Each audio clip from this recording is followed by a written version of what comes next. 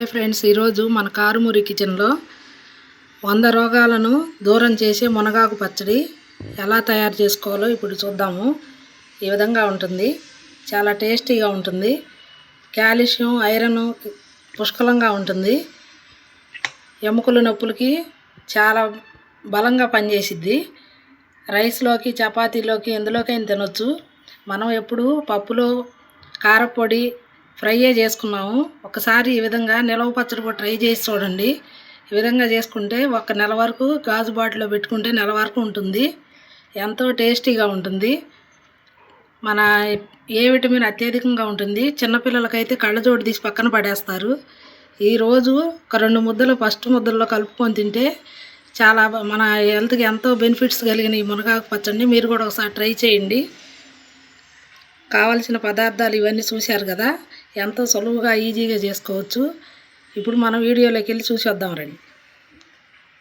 కావలసిన పదార్థాలు: 1 కప్పు నీట్గా కడిగి ఆరబెట్టుకున్న మునగాకు, 1/2 కేజీ టమాటాలు, రుచికి సరిపడినంత ఉప్పు, పెద్ద ఉసిరికాయ సైజు అంత చింతపండు, 2 వెల్లుల్లి గడ్డలు, 1 గుప్పెడు ఎండుమిర్చి, ఆవాలు మెంతులు కలిపి వేయించిన పేస్ట్ 1 స్పూను, ఇంగువ చిటికెడు.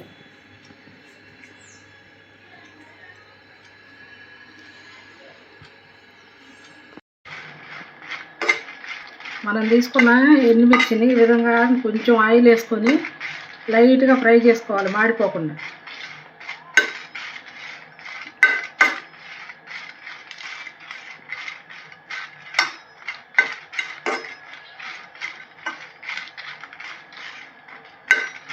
మనకు నచ్చితే పచ్చికారం కూడా వేసి చేసుకోవచ్చు. నేనైతే ఎండుమిర్చి వేస్తున్నాను, టేస్టీగా ఉంటుందని.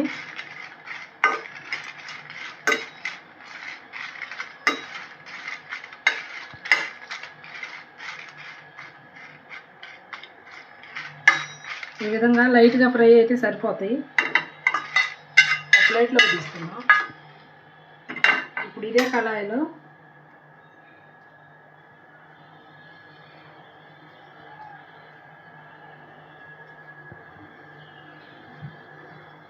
మనం తీసుకున్న కప్పు మునగాకు వేసుకున్నాం.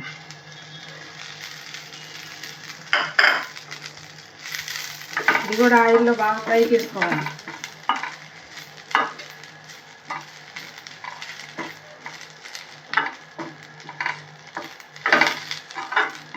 బాగా మెత్తబడే వరకు బాగా ఫ్రై చేసుకోవాలి.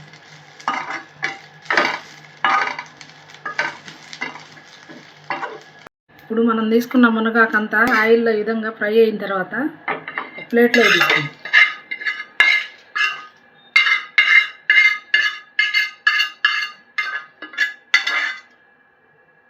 ఇప్పుడు ఇదే కళాయిలో తీసుకున్న 1/2 కేజీ టమాటాలు సన్నగా కట్ చేసుకొని కళాయిలో వేసుకొని 2 టేబుల్ స్పూన్లు ఆయిల్, పల్లి నూనె,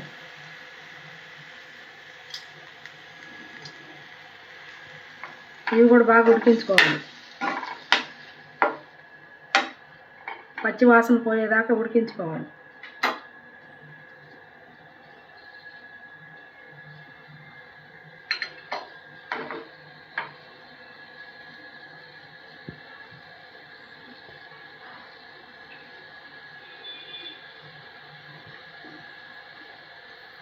టమాటాలు ఉడికేటప్పుడే మనం తీసుకున్న కల్లుప్పు కూడా వేసుకోవాలి.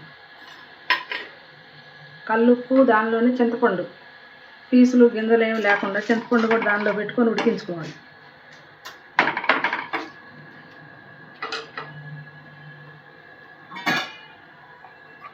ఇప్పుడు ఒక మూత పెట్టి ఉడికించుకుంటే తొందరగా మెత్తపడుతుంది.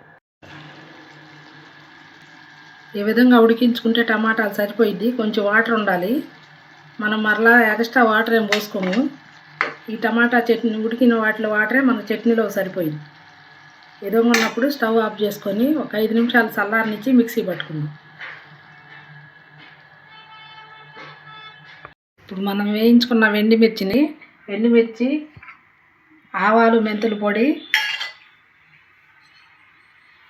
వెల్లుల్లిపాయ గర్భాలు అన్నీ వేసుకొని మెత్తగా పౌడర్ చేసుకోవాలి.